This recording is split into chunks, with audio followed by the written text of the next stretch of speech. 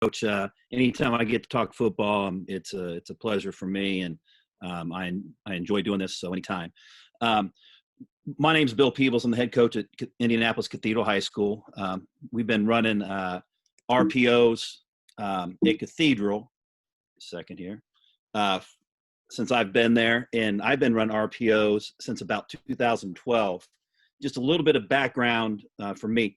I went to Cathedral. I coached at Cathedral for 10 years, and then I went out and was a head coach at a couple other area schools here in the Indianapolis area. I was at Southport High School from 2005 to 2015, Lawrence Central in 16 and 17, and Cathedral the last 2 years. I bring that up because when we get to the film, you're going to see three different programs, three different teams, all using the same, pretty close to the same system with the RPOs. So I want to make sure you guys understood why you're getting a bunch of different film from different places. We began running the spread offense and a lot of RPOs in 2012. So I've been on the RPO bandwagon since pretty early on. I had a good mentor in that, a guy named Mike Emmendorfer. He's the head coach at Wisconsin-Platteville, and he's been involved in the spread passing game for the last 25, maybe even 30 years. He's on the ground floor of it. And my brother played for him, and I became good friends with him. A lot of stuff that we use and have been using for a while, I've stolen from Mike. So he's a good resource, and he does a lot of clinic talks as well, and he does a lot of the Glazier circuit. So he's a good resource if anybody would like to look him up. Basically, we're going to talk about how we marry our quick passing game to the RPOs. And we have, on the surface, looks like a really simple quick passing game, in that we have two basic quick screen packages that we run. All right. And one of those is a quick screen. We're throwing either to a slot receiver or outside receiver. And then the simple bubble that everybody's run for a long time. And then we have three basic three-step drop quick passing game concepts. And that's it. So we don't run a million things, but we do have some flexibility in both sets of concepts where the ball could get to anybody on the field almost on any play. In our three quick passing game routes for three-step drop, we have a fade flat and hitch taper concept. We call those at the same time. And one side of the field is going to run one, the other side is going to run the other. I'll show you some an X and O drawing here in a second. We run what we call a drive slip concept alongside with the slant and bubble concept. And then we run a snag route concept, which is a 5-receiver route, quick passing game route. All of these routes can be run from multiple formations, 2x2, 3x1, bunch, stack, you name it. We can get anywhere we want. And here's one of the keys to marrying your quick passing game to your RPO game.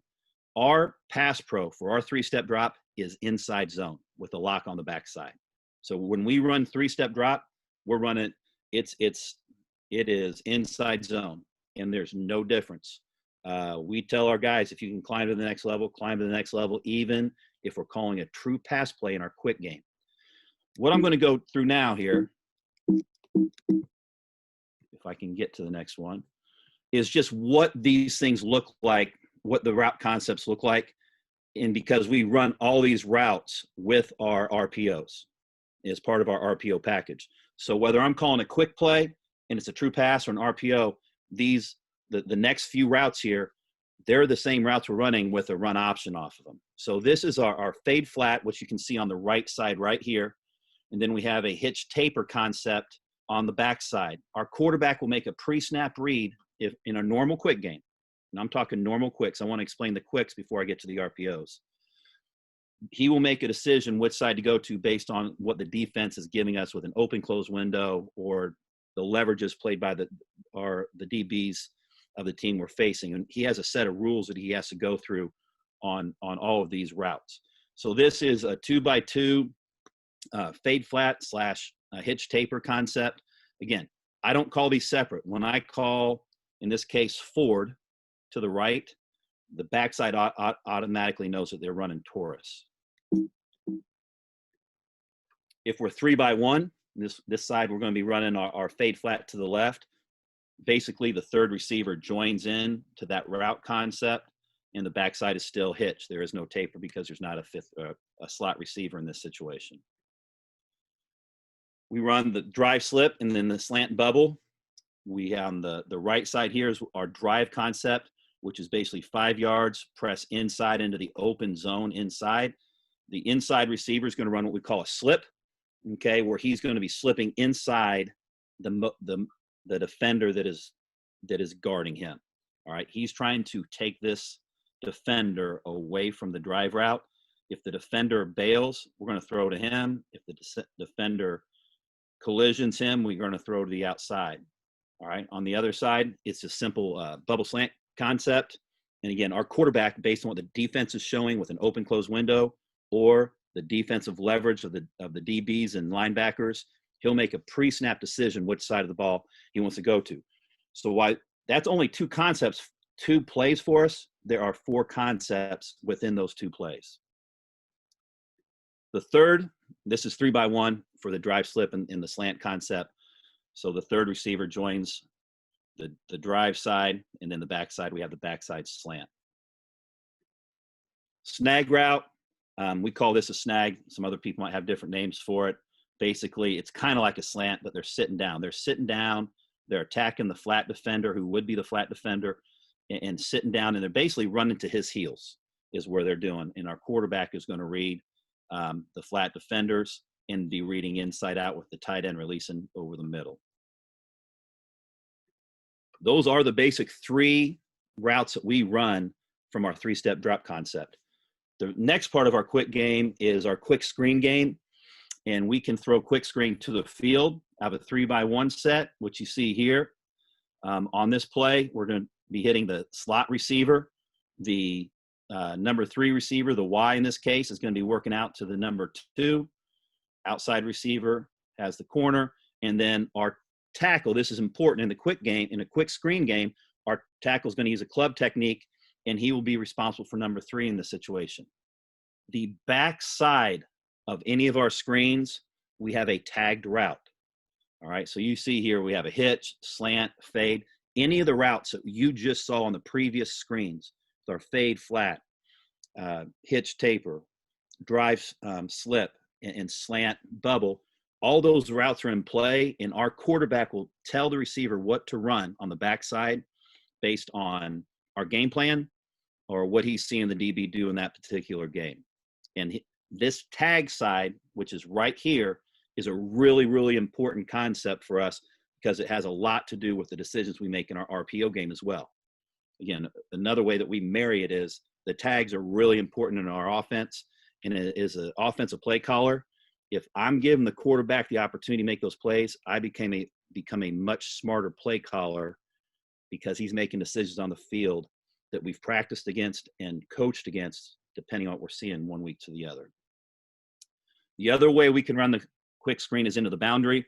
I have it drawn up here into the boundary as a 2-man combo. We could go 3 men into the boundary, throw to the outside wide receiver where we're trying to get to the corner.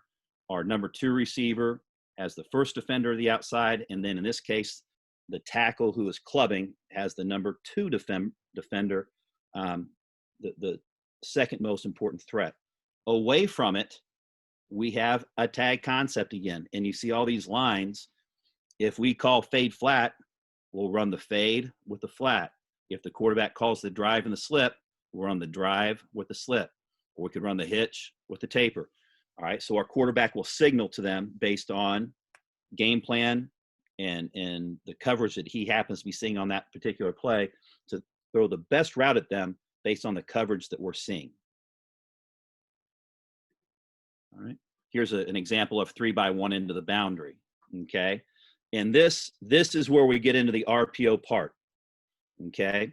I'm going to go back if I can.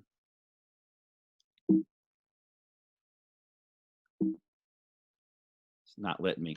On the last play, you're going to see where the tackle clubbed and was responsible for a defender. When we run the RPO, we don't club. We lock on the backside. So when we have this is an RPO in this case. All right. So instead of the tackle clubbing, or who in this case would be the number 3 defender, most dangerous defender, we're going to read that guy. Okay, so when we run our RPOs and we're trying to use our quick game, majority of the time we will be attacking the Sam or Will linebacker, depending on what defense they're playing. So we're going to read this guy. If this guy's folding into the box and not getting any width, we're going to throw it to the out. We're going to throw it to the outside. If he's getting width, now the numbers look good in the box, we'll run it. Or in this case, you can see both safeties here are playing in the box and with the availability to run. We have the tag route side to the field one-on-one. Mike Emmendorfer taught me this in 2012. This was the first RPO that I used, and we had such success with it. We just started growing our playbook with the RPOs. And we had a lot of success with this. And at the time, it was new. So we've always tried to stay a little bit ahead of the curve. And it's been really good for us. But this is a good way to run it. I don't run it as much anymore as I used to. One of the reasons is that we don't run enough trips into the boundary to break a lot of tendencies. So if we're trips in the boundary, people know what we're doing. So I don't call it as much as I should, but we still have success with it when I call it. Here's another example. I showed you the RPO or the screen to the field, where the Z has the first threat, the Y. I see you, Coach. Yes, sir. It was just to ask, Coach, do you ever tag number 2 if number 1 is getting pressed? No, we will. The routes that we run, if we're getting pressed, the routes that we have called are good against press coverage. We actually run quite a bit of stack formations too, which I don't have on this because I don't want to get fully into the quick game. But if we know teams are going to press us, we'll get in some stack and bunch formations, which will help us with press coverage. But we can run a fade flat, and the number 2 receivers every bit as good on that out route if they're both getting pressed. And one of the good ways to defend RPOs is to play cover 1 and force teams to throw high risk, high reward throws where you're going to be, low percentage rates if you're doing press cover 1. And we have to prepare for that because we run enough RPOs that we know people are going to do that to us. That's why the bunch and stack formations are important to us. Getting back to this particular play, you can see now the RPO, we're picking on the Sam linebacker. If we're calling the screen, we know that we'd be throwing it, okay? And we'd be releasing the tackle here with the club technique. Now that it's an RPO, we're going to read this defender. Again, fold into the box.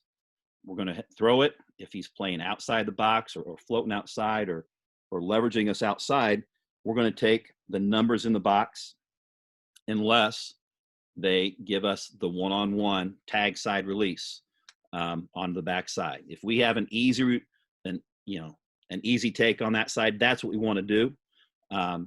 In almost every case, take the easy throw is what I tell the quarterback. They get greedy sometimes and they think it's too easy and they don't do it. Just keep taking it. You're good quarterbacks if they're taught right.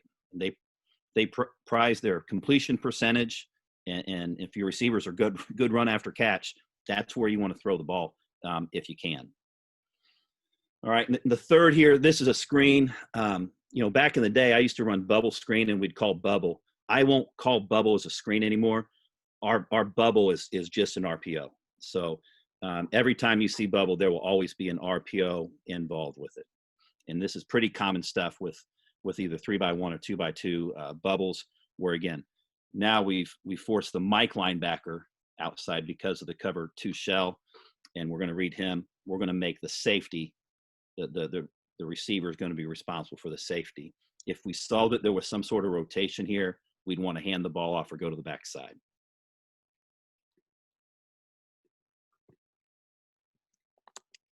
There we go. Second here. I want to make sure we're getting to the rest of our film. Okay.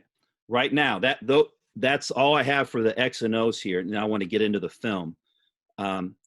When we start running into the film and you see these type of routes, okay, with RPOs, they're literally tagged into them.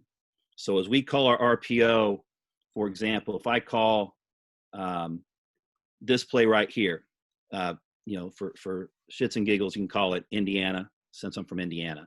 I would call Indiana and then tag it with our fade flat concept. So we could run Indiana here, okay, which is this play.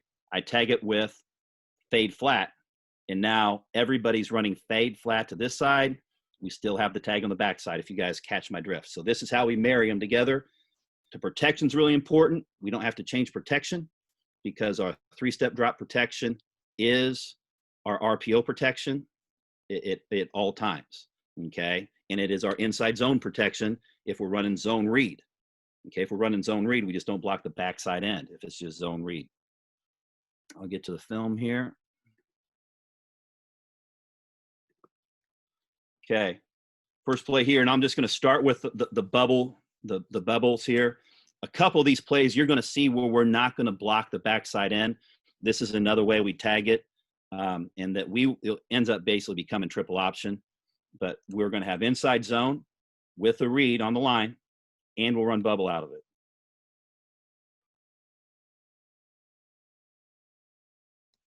So it effectively becomes triple option. You can see on the bottom here, we could have taken the easy release, the quick release into the boundary and just run the hitch in this case. We do run a concept on the bottom here, which we call AMF. AMS means adios, my friend. And it's a hitch fade concept. It's if you get press coverage, you convert it to a fade. But if you get any bail, you're going to sit down on the hitch. It's called AMF.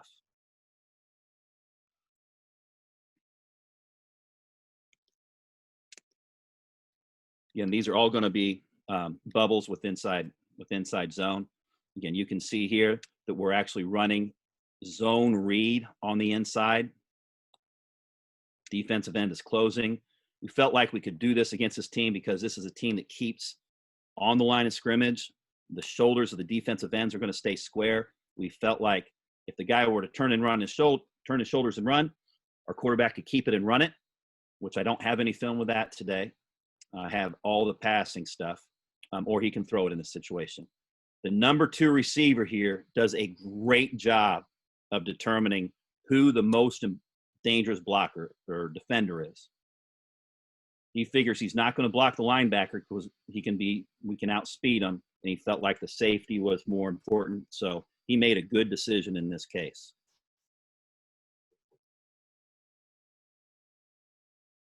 Same look here, a little different formation. We got the tight end involved.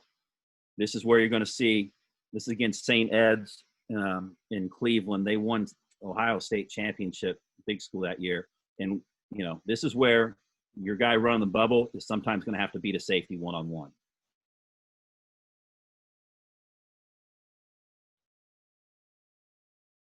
This is out of 2x2.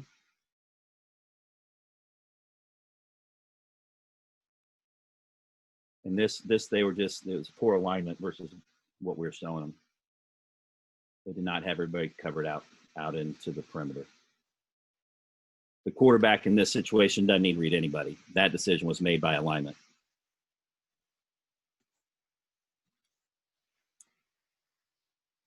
Okay, add a little motion to it.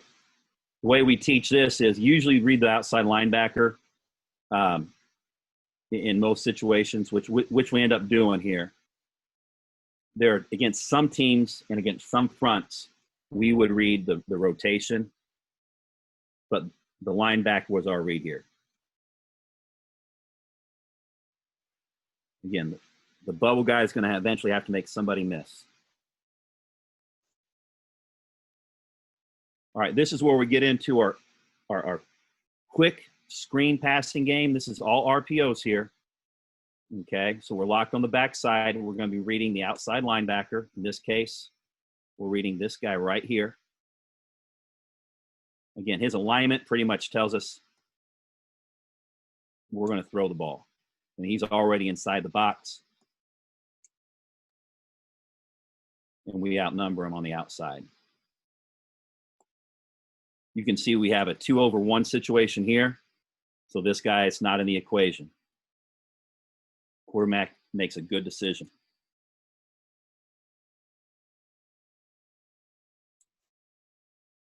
Same play. Don't run this play to the perimeter from the middle field a lot. We do here.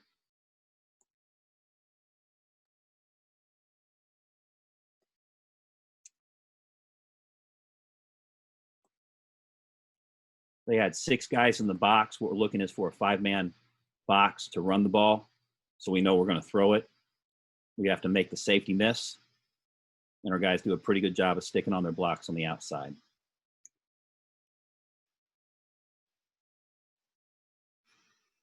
It's against Center Grove, another strong team out of southern Indianapolis area. Take the one-on-one. Take the 5 yards. You know, back in the old days, if we're running ISO and power, we're happy with 5 yards every play. And, you know, I tell our guys when we're running RPOs, I'm good with 5 yards every play. All right, these should all be high percentage passes where they can't outnumber us. Now we got 2 out of 2 into the boundary. We're going to be reading this linebacker right here. They blitz him. Makes it a real easy decision. And again, high percentage pass, easy 8 to 10 yards. They're 3 over 2 to the field, so we know we're not going to throw to the field where we have the fade flat called.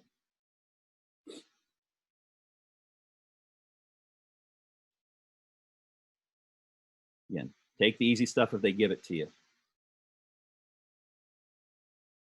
We'll get into some more of the different routes here. Couple wrinkles that we throw in. Exact same concept, except now what you're going to see is our number 3. We call this a different play. Same concept. He's just running a quick dump over the middle. Okay? Just a quick dump. Everything else is the same play that we have just been talking about. And that we're going to have screen to the outside. Sorry about that. That's the next play. We threw to the outside there.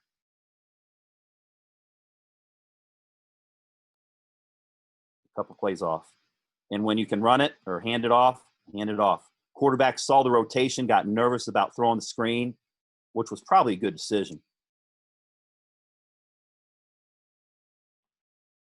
Do a good job here. These guys are running the hitch with the taper. And then obviously we're teaching those guys, once you know you're not getting the ball, look to block, which we do a good job here.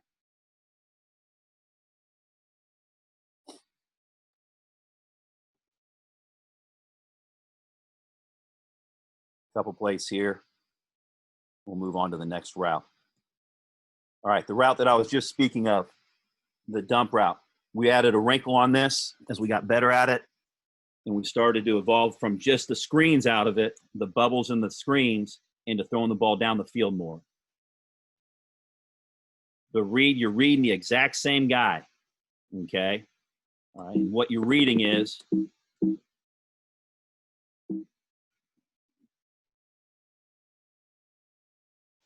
you're reading to determine whether you're throwing to him. You can outlet side defender. Doesn't happen very often. This would be a situation where it possibly could happen. If this guy were to peel off really hard and really cover that guy, there's a possibility to throw it to the outside. If we ran this play 50 times, we probably threw it to the outside twice. Most of the time, we are either handing the ball off or giving the ball. Or throwing the ball to the dump. Or throwing to the one receiver side.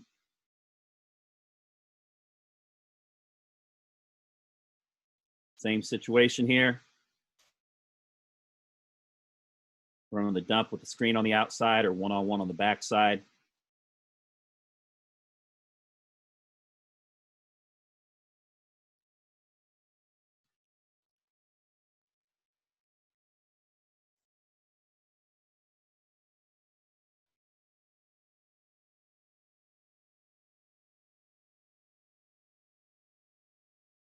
Exact same play. Probably should have taken the easy access, the free access to the top of the field. Ended up working out for us. Tell your quarterbacks, if you run this concept, take the easy stuff all the time. This is not an easy play. As we got better at this, teams started playing us better. in that they started to have the linebackers, they started holding their water a little bit. Where that linebacker runs in to stop the run play, as we started running these concepts more, that guy would hold his water and would not show like that. So it became harder for us. Okay, here's where, and the answer to that is, you can't run a dump all the time, because if this guy holds his water, he's going to take away the dump. So the answer is, instead of letting him hold his water there and impact that throw, run this and this, which is our fade flat, and still run the RPO. So now we're running RPO. This is not a different play for the line. It's the same read for the quarterback. We have tag on the top. And now we're just running fade flat to the field, or to the boundary here. So again, we're not creating new routes. We're not teaching anything new. We're marrying the two different concepts together so we don't have to teach more. It's exact same concept here. The way this defender plays this, he would have taken away the dump. You see, he's not rushing in hard, but he's not getting width either. So the fade on the outside takes the corner, and that route beats the way the defender played it and just slow played it. Same route. We have, this is fade flat down here, except we're going to run this concept starting in a stack position. So usually, if you're 3x1, we're getting this, this, and this. All right, because they're stacked, we're just going to tell the tight end in this case, you're going to sit and you're going to go to the spot you would have gotten to anyway if you started inside, is the way we teach that. So it's not about where you start, it's where you finish on these plays. So they are running fade flat. This was a close call here. If I'm the we ripped the quarterback in the game. He should have handed the ball off. This guy, the Mike linebacker in this case, he was getting width, and we shouldn't have thrown it. Ended up working out for us, but we were better off if we were going to run, just run the ball there. It's a safer play if we ran the ball. Here's a 3x1 with the fade flat. Quarterback takes a shot here. This was a bit of a game plan decision, because this corner, a lot of times when he saw an out route coming his way, he got real nosy. So we did tell our quarterback, when we're in this situation, you go ahead and take a shot, and it worked out for us here.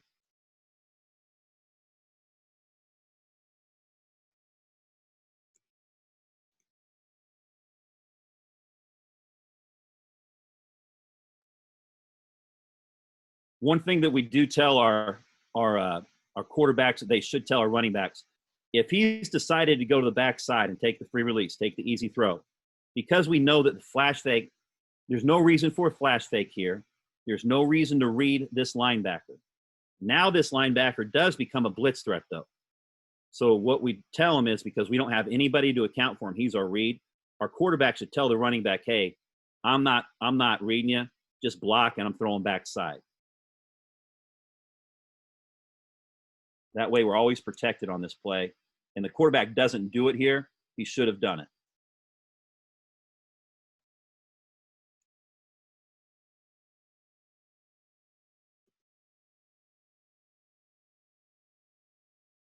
And we have fade flat, look to the top, and we take the easy access on the bottom, throwing the out right here.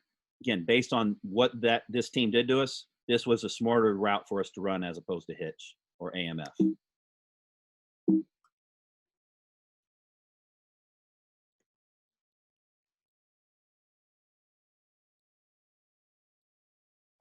And we do hand the ball off on this in these situations.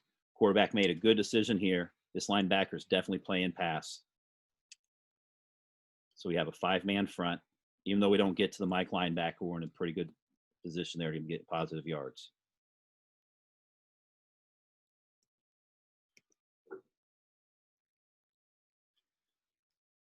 Okay, a couple other tags. We do have some other tags that we call with this. Again, this is a quick concept similar to our snag route concept. We take the back side on this, but you're seeing inside, which we call a slice, the out, and then a quick curl or snag route by number 1. Here's another good look at our snag route. Again, this is a normal 3-step drop play for us, but now we're reading the 3x1, so we're reading the Mike linebacker. The Mike linebacker sits inside, and we throw right from the spot that he left.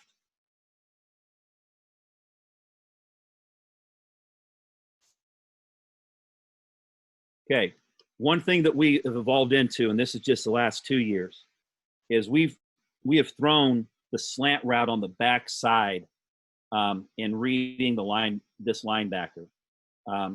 We've moved from just your normal 3-step slant route to a 5-step skinny post, deep slant, and now we're reading second level guys now. Okay, so we're actually going to be reading the safety here. We're taking a one-on-one. This kid's playing at Elon now. He's a really, really good wide receiver, and we wanted to find ways to get him the ball, so we created a one-on-one opportunity on the backside if we knew we had it, where he was just going to be one-on-one. And again, we didn't want to get into slant where the ball is going to hit right here, where this guy can play both areas. We want the ball hitting in this area, or if you get some trail and nobody deep, you could even put some air on it, which you'll see us do here in a minute. This has been really good for us the last 2 years. You can see that safety's working down in the box right now. We knew we'd get bail technique from the corner when that happened. And then we'll take the deep slant. Again, we're calling it a bang just to differentiate between that 3 and 5-step slant route.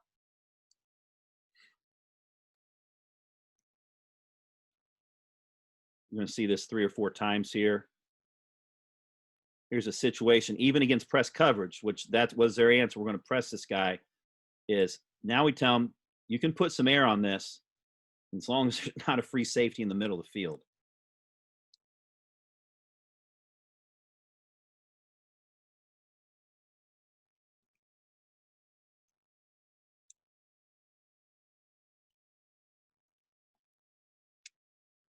Quarterback got nervous here. The safety's just a little bit slower playing it downhill, so he hands the ball off, which was a safe play.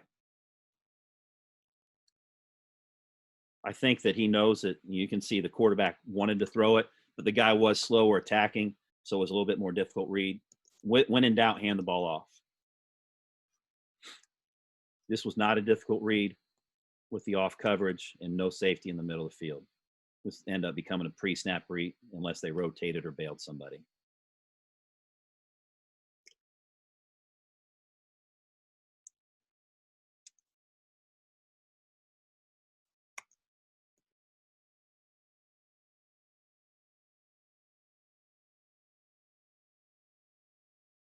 Okay, same route. Quarterback got a lot better. This was towards the end of the year, my first year at Cathedral. He wouldn't have been able to make this route. And we tell the guy, if that safety is not backpedaling, and we can know we're even with them, we're leaving, we can take the shot.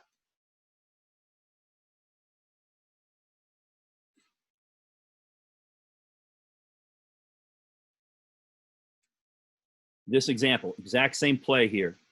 All right, with this is the bang route, but we're running power inside. This is not off inside zone. You can do this off of ISO. You can do this off of power. We even run this off of a counter look. As long as that mesh is the same, the quarterback can do it, and we can make the mesh on all those run plays the same.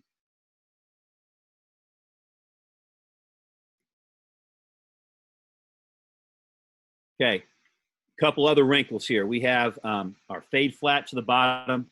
We have our one-on-one on the backside, and now we're running inside, just typical inside zone. We're not going to block the defensive end. We're going to read him. If he gets up the field, we're going to hand it off. If he closes, we'll pull it out with the option to either run it or throw to the fade or the flat route.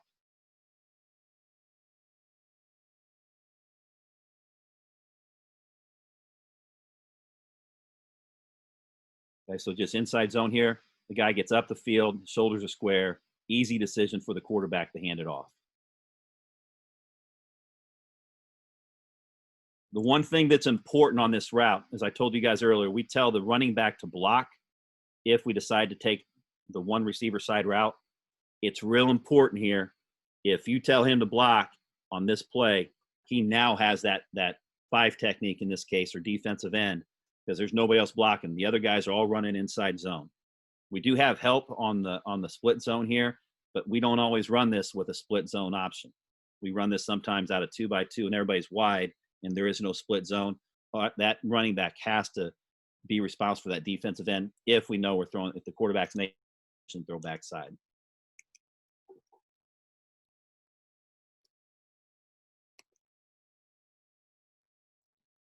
Same look here. Quarterback actually screws up because of the twist. It's actually a good call for these guys. We get a twist look here. Quarterback's read is a pull. Next thing you know, there's a guy in his face. But he has an option.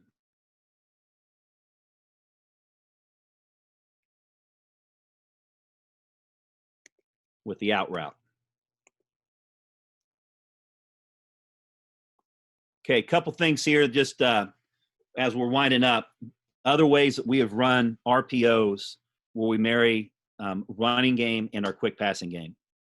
Here we're running an isolation play, and that this just old-fashioned ISO. This wing is going to look inside. You know, his original goal is to be a B gap blocker.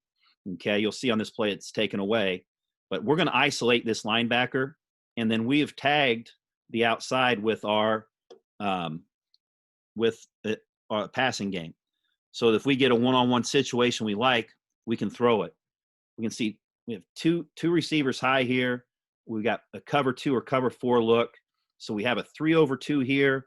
We have maybe a 2-over-1 here. We have a 6-man box, but we're running ISO now. Now a 6-man box is okay. You can run a 6-man box with ISO. All right. Inside zone, we're going to want to throw. So in this situation here, he's working inside.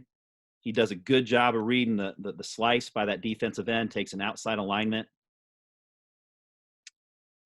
You know, even though those receivers on the outside don't start off blocking, they're going to run their routes. They take up those defenders.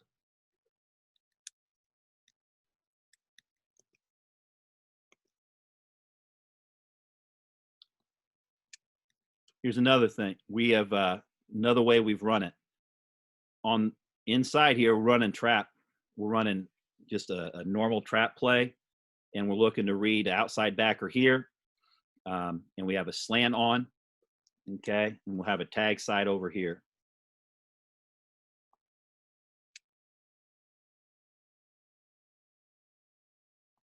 So again, you don't have to run inside zone with everything.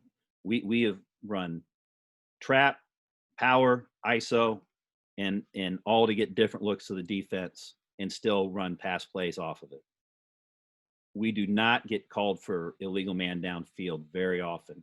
We've had more illegal man downfield on our play action, which are design passes where linemen should be smart enough not to go downfield, than we have on these plays.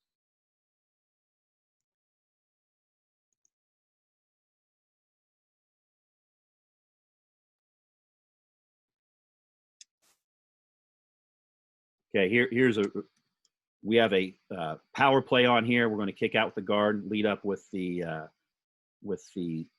slot tight end there. Obviously, the quarterback's made the decision, go to the single receiver side. You can see the running back knows he's not going to get it, so he steps up to block. The line's still doing their thing. We don't have to tell them to change what they're doing. We'll take the easy access here. On the top here, we have just the old screen, the quick screen to the top. Okay, another variation of the RPO. I wouldn't really put this into the quick game category, but the ball does come out quick. And this is just another way for us to attack the defense with our RPOs. We're actually going to be attacking the safeties in this situation. where everybody on the team is blocking outside zone. On the backside, we have easy release, which we could have taken here. And then we just have a crack and go. Sometimes we'll even run it as that skinny post or a deep post. Here it's a crack and go.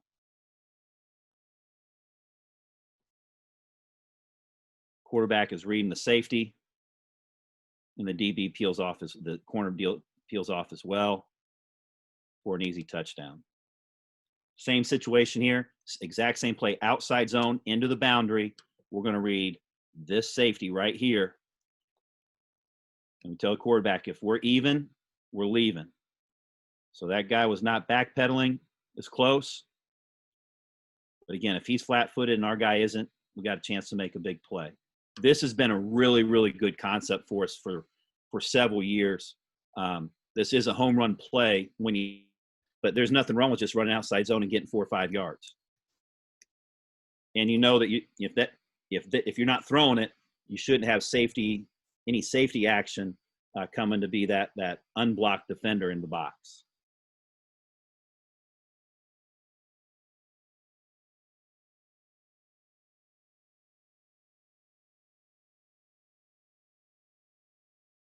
You're going to see exact same play here, just throwing it to a different person. Again, we're going to attack this safety right here. This is who we're looking to attack. We want this to look like he's cracking. Outside guy is cracking. We're going to leave the corner unblocked. Here is not outside zone. This is a pin and pull look for offensive line. Read the safety and take a shot over the top.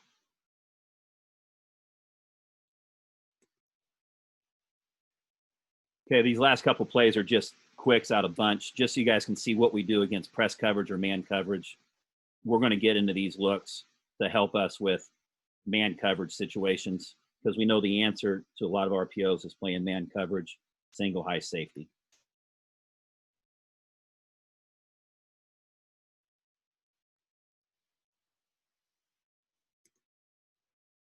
Go through this here. Another bunch look. We can run all of our quick routes. We have combinations out of all of them, out of the bunch look. All right, guys. Coach, that's the presentation. You guys have any questions? I'll be very, very happy to share them.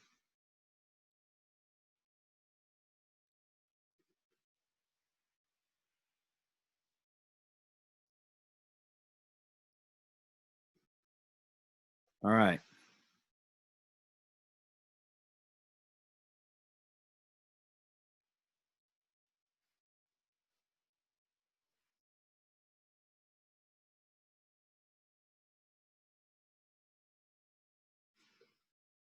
Coach, I take it there are no other questions.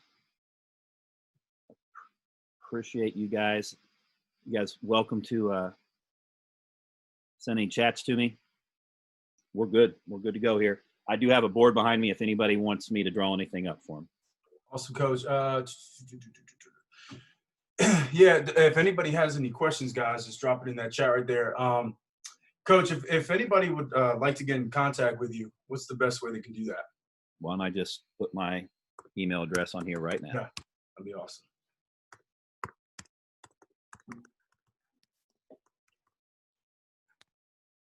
I'd be happy to share the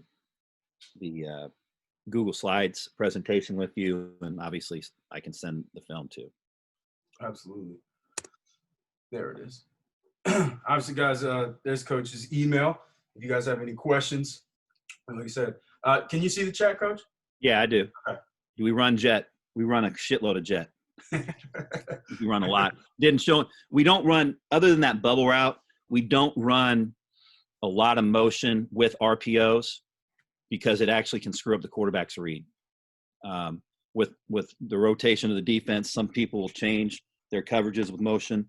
So we do run a lot of jet sweep. We run a lot of run plays off the jet. And then we do have quite a bit of play action with it as well. That's a whole different clinic talk. But we run a lot of it, and we're actually really, really good at it. Our number one goal line run play is jet sweep. It is the best play we run on the goal line. It's stretches the defense horizontally. We don't necessarily need to get to the perimeter.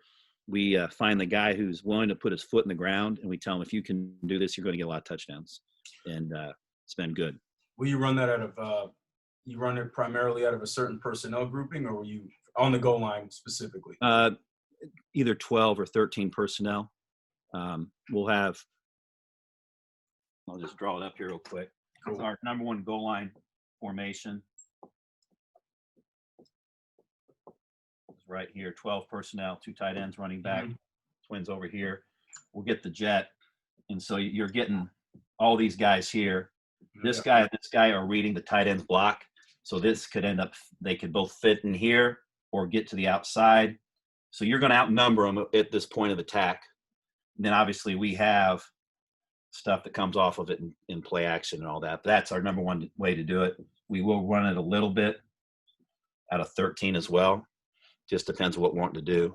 The more we're in 13, the more this guy's going to end up getting the ball, though, because we're doing it for a reason to come back the other way. So, but that's our number one way to run it on the goal line. We'll run jet out of your normal spread formations, open field. That's good stuff on the goal line right there. Any other coaches with questions? Once again, guys, obviously Coach shares email in there, so definitely follow up with them. And if you guys have any questions in regards to the RPOs that they do or just anything, like Coach said in the beginning, man, he loves talking ball, and I think that's relevant to all of us, right? So take advantage of this time for sure. But Coach, I really appreciate you coming on with us today, man. Enjoyed every second of it. Thank you. Absolutely. And I'll touch base with you again just in regards to that recruiting stuff too. I'll just kind of give you the heads up on what's going on. I'll shoot you. I'll actually email you the link to that registration. Thank you. No, I'll register. I appreciate that. Absolutely. All right, guys. Hey, appreciate you guys tuning in, man. We got one more today at 3:00. Another offensive talk just in regards to game planning and building a call sheet. So we'll check you guys in, man. Appreciate everybody.